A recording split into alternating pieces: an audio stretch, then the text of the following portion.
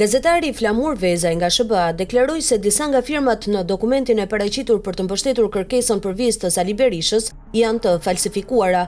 Sipas Vezajt, disa prej organizatave të renditura në dokument kanë mohuar që kanë firmosur ndonjëherë, ndërsa disa shoqata rezultojnë të jenë entitete fiktive pa regjistrim ligjor në SBA, të krijuara vetëm në Facebook. Vezaj shtoi se disa persona kanë paralajmëruar kallëzim penal në FBI për falsifikim firmash, një krim federal në SBA.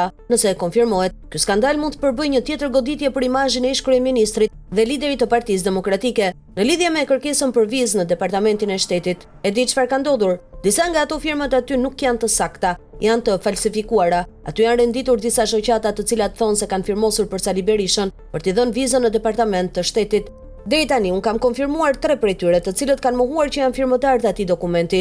Ky është krim federal në Amerikë dhe disa nga këta persona më kanë njoftuar që do të bëjnë kallëzim në FBI për falsifikim të firmave. Përveç kësaj, disa nga firmëtarët me të cilët kam kontaktuar dhe janë organizata të rëndësishme kanë mohuar që janë firmëtar të atij dokumenti. Përveç kësaj, fatkeqësisht, disa nga ato emra që janë vendosur aty, emra shoqatash ku e di unë se çfarë, janë fiktive. Janë disa individ të cilët kanë hapur një shoqat në Facebook dhe nuk janë të regjistruar në asnjë institucion amerikan si shoqat, nuk kanë antarësi, nuk kanë kryesi dhe thjesht janë antar ose shoqat Facebooku kanë firmosur në atë dokument për të thënë që është një komunitet i madh dhe i gjerë, thaj.